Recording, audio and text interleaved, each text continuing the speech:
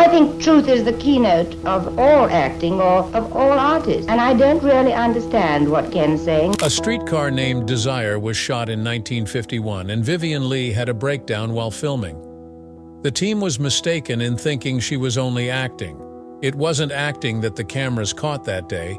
It was Leigh's actual mental collapse, and it would stay with her forever.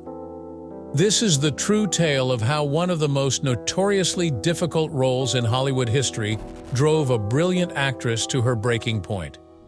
The picturesque British Indian village of Darjeeling was the site of Vivien Leigh's birth on November 5, 1913. Her parents wanted a more tranquil and cooler location to give birth, so they traveled all the way from Kolkata, a very hot city. Shannon Lodge, a beautiful residence in a tree-lined neighborhood with breathtaking vistas of snow-capped mountains like Everest and K2, was their first choice. The scenery was so realistic it might have been straight out of a movie. Life for Vivien seemed unique right from the start. According to some accounts, she spent a brief period in a Darjeeling convent school before her parents sent her to England. You can almost feel the impact of her upbringing in such a vibrant and unusual environment on her vivid imagination and penchant for dramatic storytelling. She began to display signs of her passion for acting at the tender age of 3. In front of her mother's theatrical company, Vivien read the nursery rhyme, "Little Bo Peep." Even at such a young age, she exuded grace and confidence. Stories by Hans Christian Andersen and Alice in Wonderland were among the many books her mother shared with her to foster her passion for storytelling. At the tender age of 6, Vivien began to confidently declare, "I'm going to be famous." Her classmates, including the future Tarzan Jane Marino Sullivan, believed her.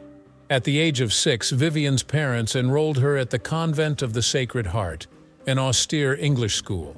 There, she developed the habit of getting up early and going to church every day before school. But in 1925, her father suggested that she quit school and travel, and it was the turning point in her life. Vivien immersed herself in the culture and learned French and Italian throughout her 4 years spent living in cities like Paris, Sano, and Bitz. She had mastered both languages by the time she was 18 years old. Her love for the stage intensified throughout this time. She was a student actress in France, where she appeared in productions of Shakespeare's Tempest and Midsummer Night's Dream. Even though these were just little school plays, Vivien's skill as an actress shone through. Vivien would not back down from pursuing her passions, no matter how much attention she received. The fact that Vivien was the sole student to enroll in ballet classes was something that her friend Marino Sullivan recalled. Vivien was unconcerned by the peculiarity. Both originality and greatness were something she aspired to. Vivien came upon a biography of the legendary 1800s actress Lily Langtry about this time. Even more energized by the narrative, she resolved to do something after learning that her buddy Mean was performing in London. Vivien entered London's Royal Academy of Dramatic Art, RADA, in 1931, when she was just 18 years old. In pursuing her ambition to be an actor, this was the initial major stride. The actress Vivien Mary Hartley was born Vivien Leigh. She changed her name to Vivien Leigh early on in her career. Taking on a new name was only the beginning. She was also embarking on a journey to establish herself as an actor. John Glidden, her agent, felt her first name lacked star quality. Vivien Leigh was her last choice after she rejected other suggestions. This moniker would quickly gain notoriety all across the globe. In 1935, she made her acting debut in Things Are Looking Up, but she was barely mentioned in the film.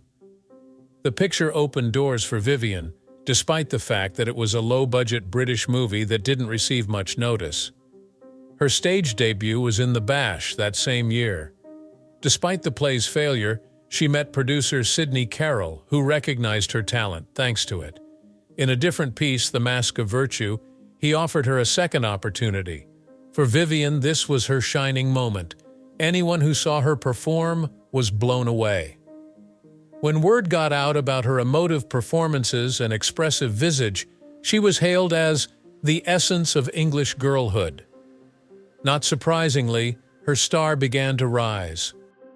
Even though Vivien's professional life was booming, she was dealing with some personal issues. She had a small kid and was married to Herbert Lee Holman, a barrister. Even though it was challenging, she persisted in juggling her acting career with her family life.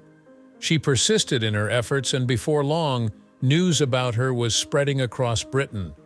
Her 1937 portrayal opposite Laurence Olivier in Fire Over England brought her much attention. But playing Scarlett O'Hara in Gone with the Wind was the turning point in her life. Winning this wasn't a picnic. Finding the right actress to portray Margaret Mitchell's iconic character, Scarlett, who is both fierce and determined, took nearly 2 years of casting calls. Stars like Bette Davis were among the many actresses who tried out for the part. Neither the Southern character nor the British actress Leigh seemed like a natural fit for the role, and producer David O. Selznick was first unconvinced. Leigh nevertheless persisted. She went to Hollywood for a movie audition where her performance astounded director George Cukor. She landed the part thanks to her skills and perseverance. Upon its debut on December 15, 1939, the picture went on to become an immediate hit. Fans adored it, and the highlight was definitely Leigh's Scarlett performance.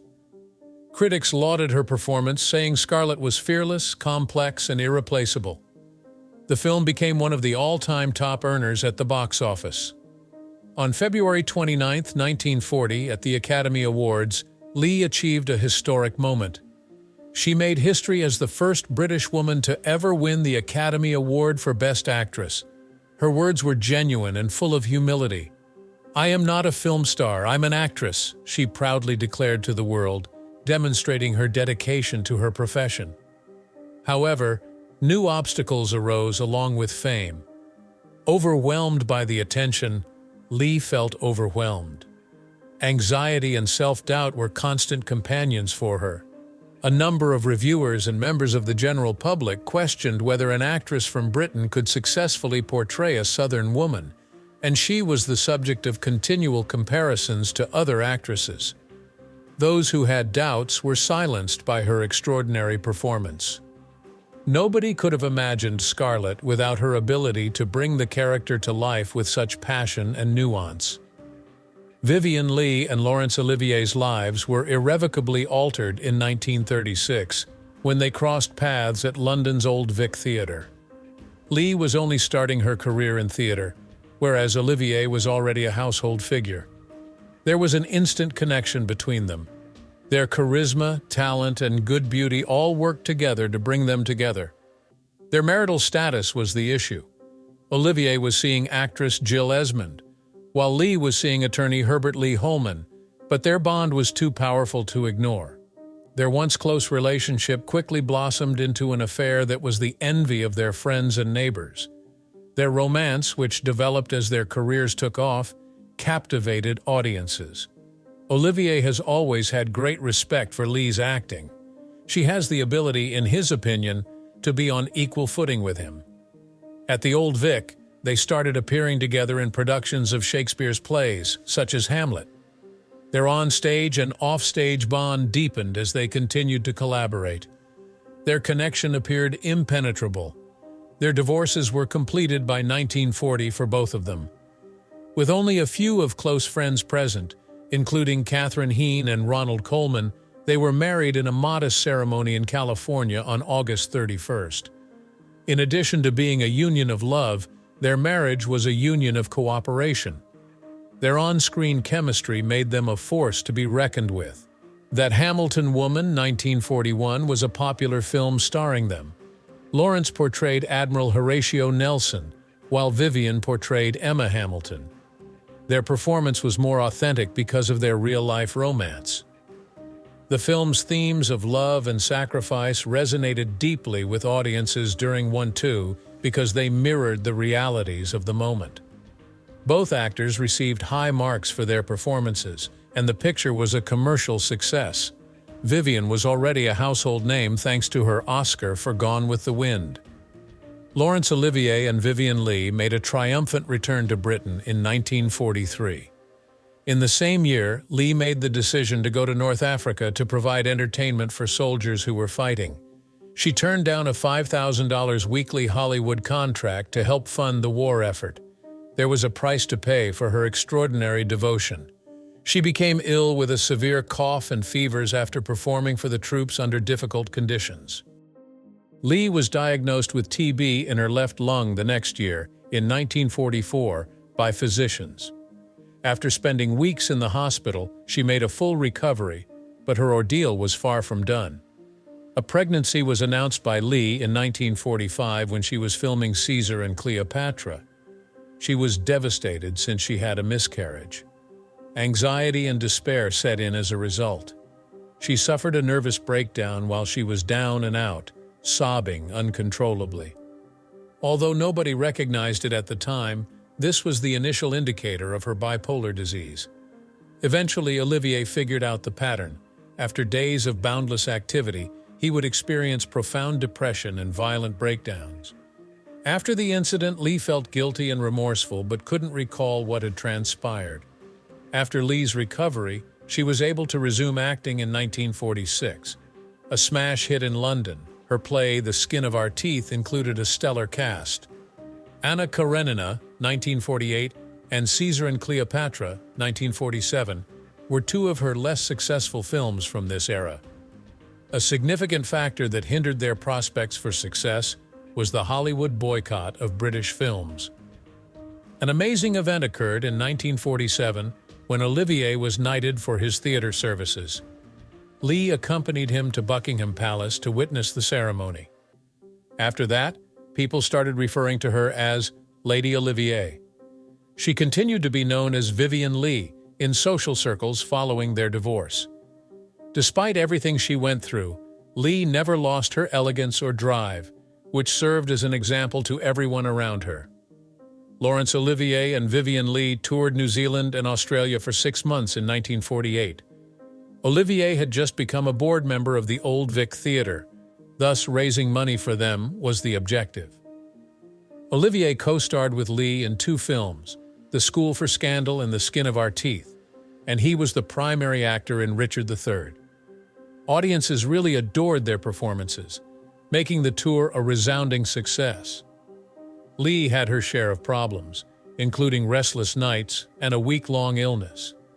Despite taking over, her understudy won many onlookers and journalists alike with her charisma. But there were some bumps in the road behind the scenes. The pair argued due to the strain of the tour. All of Olivier's duties were becoming too much, and he was becoming increasingly irritated. In New Zealand, at Christchurch, they had one of their most heated arguments. Leigh was adamant about not performing without her shoes, even if they were nowhere to be found. In a fit of rage, Olivier smacked her and yelled at her. Leigh smacked him in response, startled. She bucked up, borrowed some shoes, and strode onto the stage as if nothing had transpired, all in spite of the incident. They were both worn out by the time the tour was over. Olivier made a joke about them being like walking corpses when speaking to a journalist. He later came clean about how the tour had altered their dynamic, stating that he felt like he had left Vivien behind in Australia. But they were so assured by the tour's success that they rehearsed together in London's West End. They staged the identical plays, but Leigh added Antigone because she wanted to portray a tragic figure. Their synergy on stage was undeniable, but the tension in their personal relationship was become more obvious. Among Vivien Leigh's most notable roles was her 1949 portrayal of Blanche Du Bois in A Streetcar Named Desire. Leigh assumed a part that had already achieved fame in the United States as a result of Jessica Tandy's Broadway triumph when the play premiered at the Aldwych Theatre in London on October 11th. Many were skeptical that Leigh could live up to Tandy's portrayal, yet she absolutely nailed the role. Her portrayal of Blanche's anguish and hardship was so lifelike that it seemed genuine. Careful note-taking helped her prepare for the part of Blanche by allowing her to better comprehend her feelings. She worked tirelessly since she cared about every detail. It wasn't easy, though, behind the scenes. Laurence Olivier, her husband and the play's director, caused friction in their marriage due to their collaboration. Both Olivier and Leigh had strong opinions on Blanche, but Olivier was the more exacting director. While they were in the public eye, this caused tension in their personal lives by leading to disputes. Complicating matters further, the play sparked controversy at the time due to its topics, which included mental illness and sexuality. The production was already under a lot of pressure before the authorities had them delete scenes from the play. At the conclusion of the play, Leigh had given almost 300 performances of it, but her relationship with Blanche was far from done. The 1951 film adaptation, directed by Elia Kazan, featured her as Blanche. She was first misunderstood by the studio. They were hoping for a major Hollywood actress like Ingrid Bergman or Bette Davis to play the part. Even Kazan doubted Leigh's abilities, fearing she lacked the dramatic depth required for the role. Yet Leigh disproved all their assumptions. But there was a price to pay. Taking on Blanche exacerbated Leigh's long-term battle with bipolar illness. It seemed as if the character's suffering had become her own. "Playing her tipped me into madness," Leigh once stated, and it wasn't an exaggeration, it was the reality. It was difficult to distinguish between Blanche and Leigh since she grew so engrossed in her feelings. No one around her could possibly comprehend her pain. Elia Kazan, the film's director, aimed for an authentic and unfiltered performance from every actor. He failed to see Blanche's inherent fragility as he urged Leigh to delve deeply into her sadness. He failed to provide Leigh with the necessary support and made it nearly hard for her to separate herself from the role, since he believed her troubles were simply a part of her acting process. There was also a complete breakdown in Leigh's private life. She was devastated since her marriage to Laurence Olivier had recently ended. Everything was exacerbated by her bipolar disease. It became apparent to Leigh that something wasn't right while filming. At times, she appeared disoriented or daunted, and she occasionally forgot lines. The people in her life failed to recognize these episodes as pleas for assistance, attributing them instead to the strain of her work. She felt the emotional toll of playing Blanche not just while filming, but also after the credits rolled. The character's melancholy and disorderly demeanor stayed with her. Leigh still had trouble with one theatrical show, even in subsequent appearances. She lost her train of thought and sobbed while performing. The part had obviously affected her profoundly. Additionally, Vivien Leigh drew a severe terror from Shattering Mirrors. The long-held notion that shattered mirrors portend 7 years of misfortune informed more than simply a benign superstition. It influenced her decisions. This terror surfaced in a single scene shot in 1939 for Gone with the Wind. Leigh was so certain that her character would meet bad luck if she merely glanced at a cracked mirror that she insisted on using a stand-in for the scene. Although this uneasiness persisted in her subsequent works, it peaked in 1951 during shooting of A Streetcar Named Desire. A devastating sequence involving Blanche DuBois, played by Leigh, occurs in the film when she breaks a mirror. This scene was pivotal to the film since it represented Blanche's broken connection to reality. However, Leigh could never fathom the thought of shattering the mirror on her own. She showed up on set on April 17, 1951, seeming distraught. She refused to smash the mirror even though it was crucial to the plot, she informed director Elia Kazan. There was a lot of back and forth on site because of this. Kazan made an effort to convince her by highlighting the scene's genuine emotional impact. Her co-star Marlon Brando even made a joke about shattering the mirror, joking that he could use a little misfortune to counteract all his good fortune. However, Leigh was unwavering. She would never risk shattering a mirror. Not for a film, not for anything. A stuntman would smash the mirror, and Leigh would play out the emotional buildup and aftermath as a compromise. It was taken over the next day, April 18, 1951, by stuntman Harvey Perry, a seasoned Hollywood professional. Perry, in character as Leigh's character, prepared for the difficult sequence while the set was cleaned to eliminate distractions. A lengthy and painful procedure ensued. In their pursuit of the ideal shot of destabilizing mayhem, the crew swung from mirror to mirror. Every crack has to be subtle yet dramatic, with the proper dispersion of fragments. The initial tries were unsuccessful because the breaks were very clean and precise. Set tensions were at an all-time high by the sixth try. Leigh, who was on the sidelines, became increasingly worried as the number of smashed mirrors increased, sure that the accumulation of broken glass represented years of ill luck. It took hours of trying different mirrors before the 11th one worked. It broke precisely, with web-like fissures that spread outward before the fragments fragmented. It was one of the most iconic scenes in the film, and Kazan pronounced it a triumph. The picture was a huge hit at the box office. It won 4 of the 12 Oscars that it was nominated for. The fact that 3 of those victories were in the acting category is extremely unusual. It wouldn't happen again until 1976's Network. With her second Best Actress Oscar, Leigh solidified her position as one of the era's most exceptional performers. Accompanying Leigh on this momentous occasion were the outstanding performances of Kim Hunter, Carl Reiner, and Marlon Brando. They demonstrated the transformative power of outstanding acting by bringing Tennessee Williams' tale to life in a manner never witnessed by audiences previously.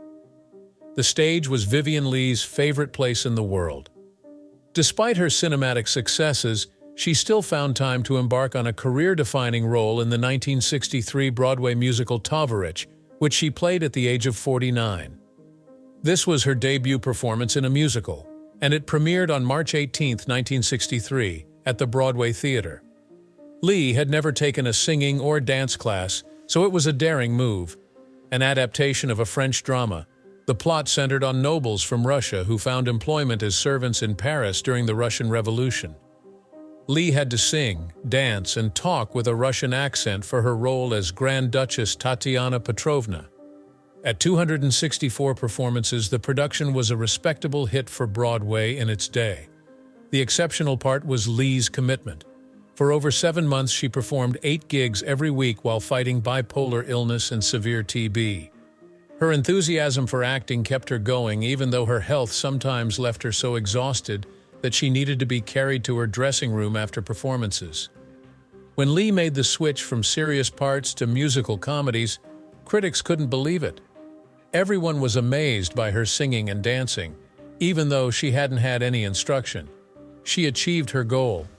She triumphed against other famous actresses, such as Barbra Streisand, to win the Tony Award for Best Leading Actress in a Musical on April 21, 1963. The rigorous routine, though, was hard on her body. She had to quit the production in October 1963 because her disease had deteriorated. Ava Gabor and Joan Copeland, her understudy, took her position. During her stay at Tovarich, Leigh demonstrated remarkable resilience and skill in the face of insurmountable obstacles. 2 years down the road, Leigh appeared in her last film role in Ship of Fools, 1965, a character who mirrored her own battles with frailty and age. The film, which Stanley Kramer directed, took place in 1933 on a passenger ship making its way from Mexico to Germany. Leigh portrayed Mary Treadwell, a widow who is dealing with the effects of aging and clinging to her once beautiful appearance. This was a really personal and emotionally charged part to play. In June 1964, she started filming at Hollywood's Columbia Studios. Stanley Kramer was adamant that the 50-year-old Leigh play the part, despite her reluctance due to her deteriorating health, since he knew she could give the character substance. Leigh had a rough time on set. The lengthy days on set were stressful for her because of her health problems, which were exacerbated by her years of smoking and drinking. Still, none could equal her level of professionalism. She demonstrated her dedication to realism in one scene by repeatedly slapping co-star Lee Marvin until he had bruises all over his face. Audiences and reviewers alike were impressed by Leigh's turn in Ship of Fools at its July 29, 1965 premiere. The way she portrayed Mary Treadwell was honest, tragic, and enthralling. Many found resonance with the character's plight and with Leigh herself. Although Leigh did not get an Oscar, the picture did garner 8 nominations, indicating its success. Vivien Leigh overcame several obstacles throughout her life.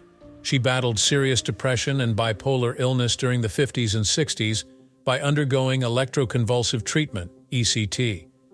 Despite its harshness and suffering, ECT was considered a cutting-edge treatment back then.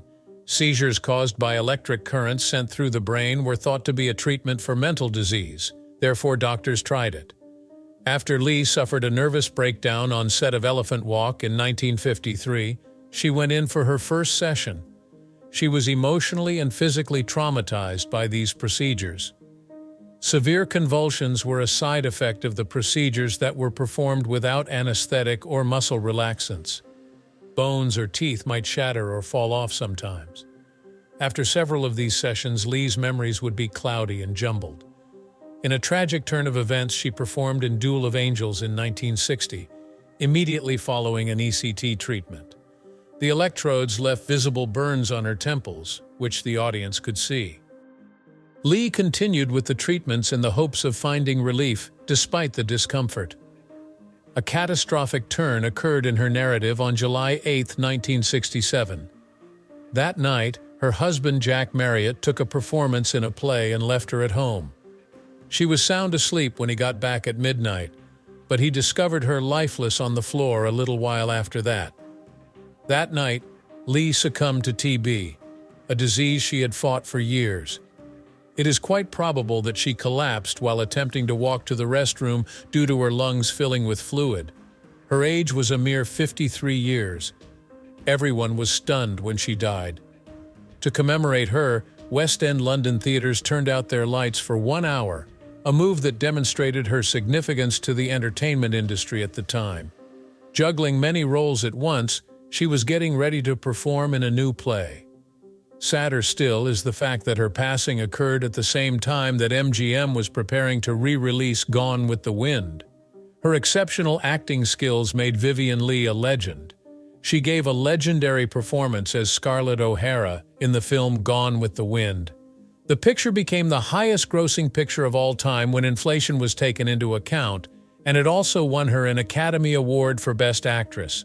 Her portrayal of Blanche Du Bois in A Streetcar Named Desire brought her a second Academy Award, this time many years later. She was more than he had anticipated, according to writer Tennessee Williams. In 1963, she took home a Tony Award for her performance in the musical Tovaric, proving that she was also a theatrical star. She was especially notable for her portrayals of Shakespearean plays, which she brought to life for an audience that had never seen them before. Despite passing away, Leigh's impact continues to be felt. One of the all-time greats of classic Hollywood, she received the honor in 1999. Her marriage to Laurence Olivier and her battles with mental illness continue to captivate fans. In 2013, the Victoria and Albert Museum acquired her personal pictures and diaries, providing a more intimate glimpse into her life for the world to see. Numerous exhibits and retrospectives paid tribute to her remarkable career on the occasion of what would have been her 100th birthday.